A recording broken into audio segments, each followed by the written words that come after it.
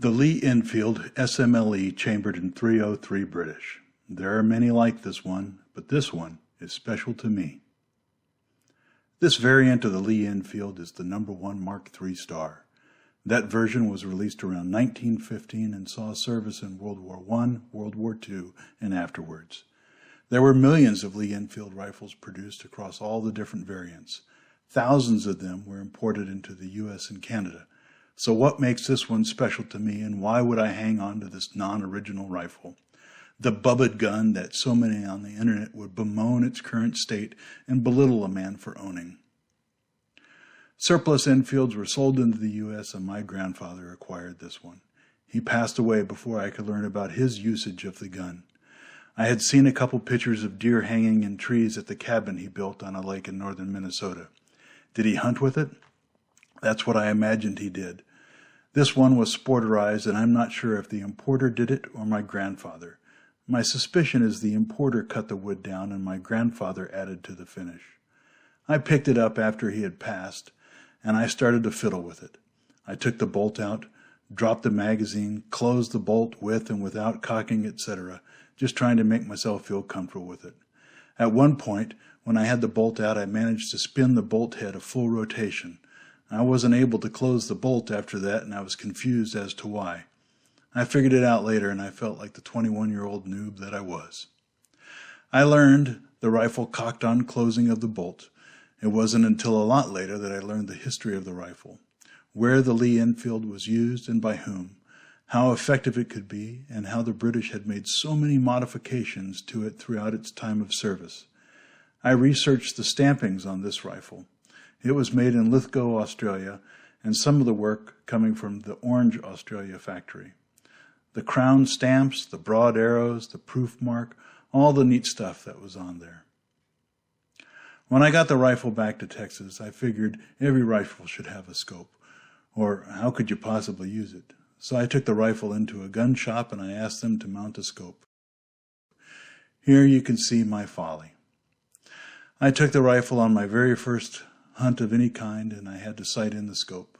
The hunt and sighting in took place at a friend's family property near Goliad, Texas.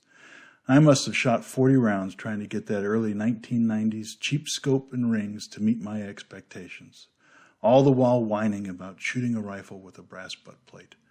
The rifle and the scope never did meet my expectations. The scope would shift. The target impacts jumped around enough to make me realize there was no connection between my reticle adjustments and the next impact.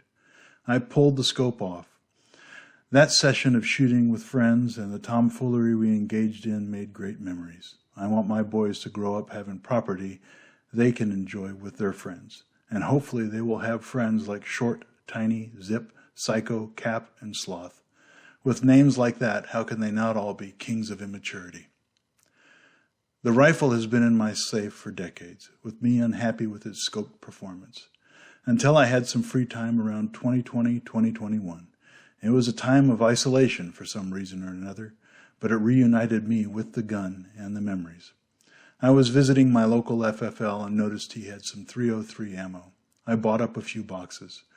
I pulled out the rifle, grabbed the new-to-me surplus ammo, and headed to the ranch where I have my own private range with rifle-rated steel plates out to 300 yards.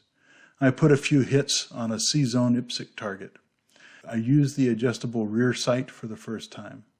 I hit steel from 100 to 300 yards in quick succession.